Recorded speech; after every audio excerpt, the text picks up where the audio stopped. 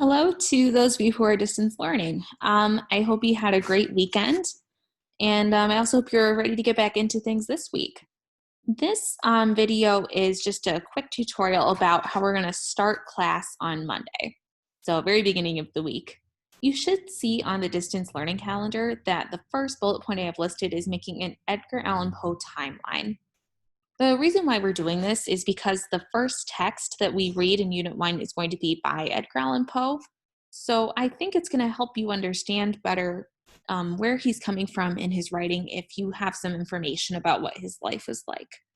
So to start class today, I want you to spend around the first 20 minutes of class making a timeline, just with major life events that he experienced.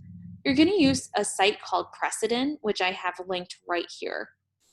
When you click on that link, it should take you, I'll open this up, it should take you to this page here. So with this site, you get one free trial, and that is what you're going to be using today. Please make sure you're not paying any money for this. You shouldn't need to make a timeline. But to sign up, you'll put in your email. That should be your school email. So in my case, I would type in this, my Fairmont Apps email, and then create a password. They will suggest one, or you can also create your own. And then you're also going to come up with a name for your timeline. So in my case, I might just say Edgar Allan Poe timeline. But that's up to you. Then you'll click on the button that says create your timeline now. I already have an account, so I'm going to go to a new tab here. But here is how you go about making a timeline on this site.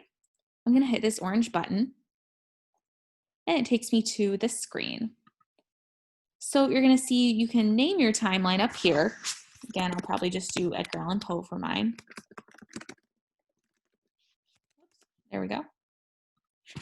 And the biggest button for you to be aware of is this one that says Add Event. When I click on that, it gives me a bunch of options for information that I can add to this part of the timeline. So start by naming your event. Let's say that I want my event to be Edgar Allan Poe's birth. So I might say Edgar Allan Poe is born. And I would go and look up the date of that. That's a good thing to know. I'm actually going to Google it right now. So Edgar Allan Poe birthday. See what the internet says about this. All right, so he was born on January 19th, 1809.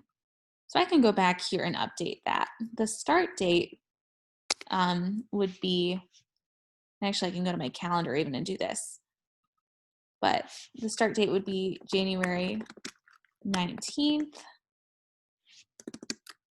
And what did I say? Shoot, gotta go look again. There we go, 1809.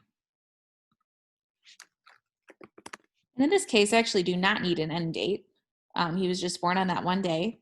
If I wanted to, I could add additional details about that. I'm not going to right now, but you definitely have the option of adding some additional information about that. Maybe you want to explain who his mother was or where he was born. That is totally up to you.